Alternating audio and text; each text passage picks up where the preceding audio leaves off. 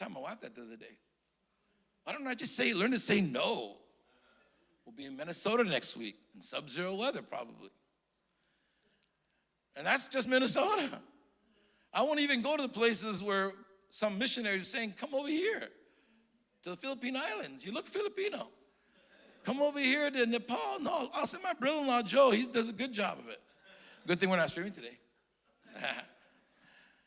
But we're talking about victory in this life. It's guaranteed, but it's not easy. And it will come at the cost of effort, toil, labor, and sometimes even suffering. Well, we just eliminated over half the American church. Over half the American churches, I ain't gonna suffer. I think church ought to be kind of like going to Disneyland. You know, I just want everything in place, and I don't really want to do anything. I just want that preacher up there to make me feel good. Some people have walked out on me because I didn't make them feel good. You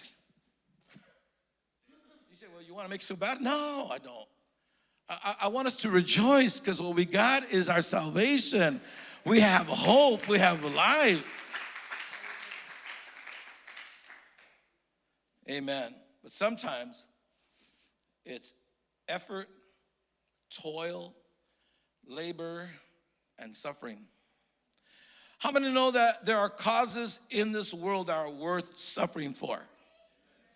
I'm not going to suffer for stupidity, but I'm willing to suffer for a worthy cause. And the reason I serve Jesus, and I want to serve him better because I need to serve him better, is because he's worthy. I serve Jesus because I'm claiming my neighborhood for Jesus. I'm claiming Ricardo for Jesus. I'm claiming Steve for Jesus. I'm claiming Oswaldo for Jesus, Austin for Jesus. I'm claiming Christopher and his wife Fatima for Jesus. I'm claiming Marisol for Jesus. I'm claiming Victor for Jesus. I claim my neighbors for Jesus. You're going to see them in here one day serving Jesus.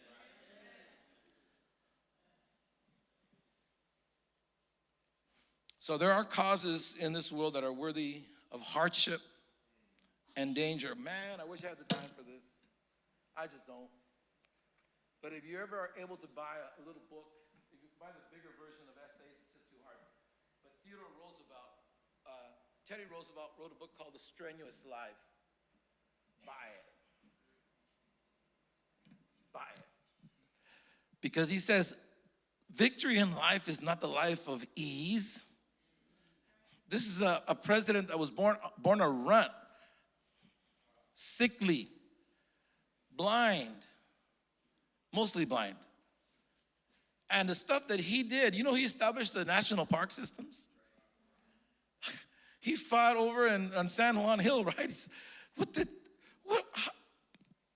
His dad put him into boxing because it's the only sport he could be in where he could see somebody this far.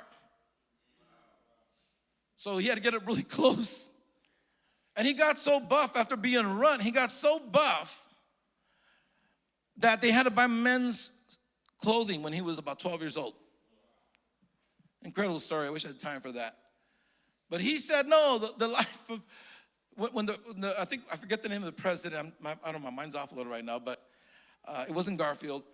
But there's another president that got shot that I think it was Garfield. And he had to race on a horse and cart for hours to make it to Washington. And he pressed the man that was driving. He said, we're going to kill ourselves. You just keep on going.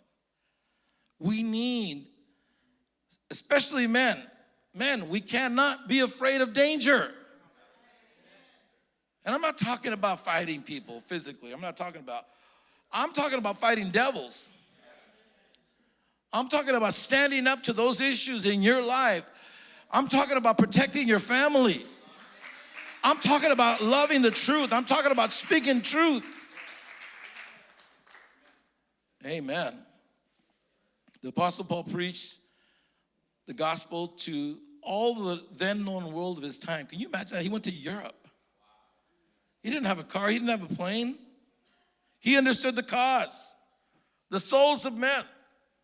And that's why he was willing to endure hardship. 2 Corinthians 11:25 says, 3 times I was beaten with rods. Once I was stoned. 3 times I was shipwrecked. Once I spent a whole night and day adrift in the sea, and we won't go to church because it's raining.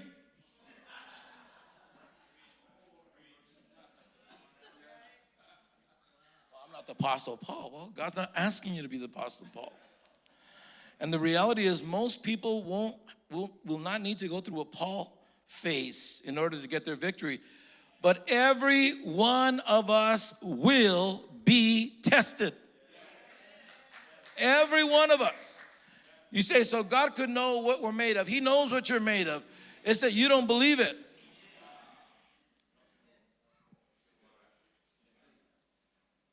Somebody once said, faith that is not tested cannot be trusted.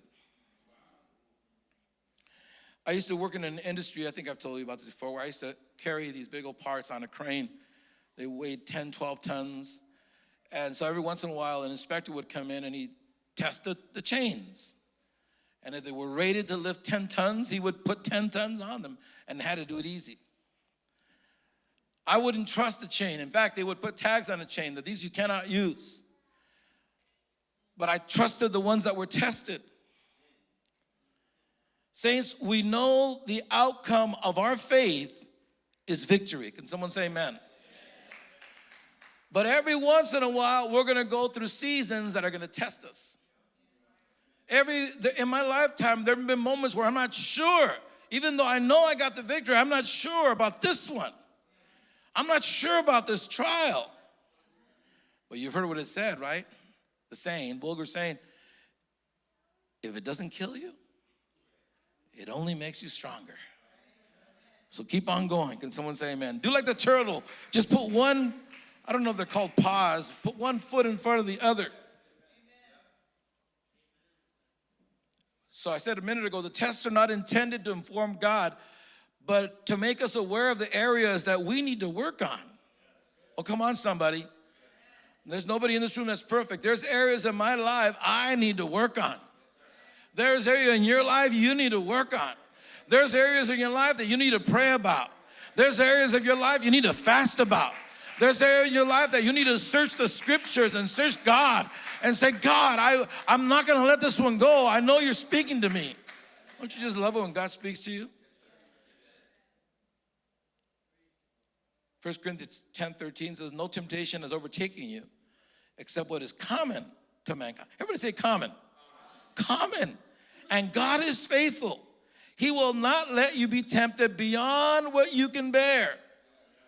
But when you are tempted, he will also provide a way out so you can endure it. So God's saying, and please don't say, well, God put me through the test and I couldn't endure it. Well, then you took the exit. That's why it's there. And I don't know if this is truth, but in my life it's been true. There are times that I've opted out of the trial. And no can do, God. And so it's kind of like, you know, I've preached this part before. You've ever been on those long rides? I don't know if they have them anymore. And at the very end of this long ride, because it's really scary ride, there's an exit. Remember, see those exits, right? What is it called? Chicken door. And so I never took that exit. I always said, I don't care if I die on this ride, I'm going to go. But in life, I've taken the chicken door. There are times, and I don't know about you, I can't speak for you, but I realize that if that situation and that issue in my life is important, it's going to come around again. Because God says, I want you to pass this test. You're victorious. God says, I see you as a winner. I see you as a conqueror. I see you as an overcomer. I see you victorious. The devil's a liar. He says, I see you as a loser. I see you as a cheap, or whatever other words there's there. I see you as a hypocrite. The lying devil, the Lord rebuke him. None of us has ever gone through anything that is not common. I'll never forget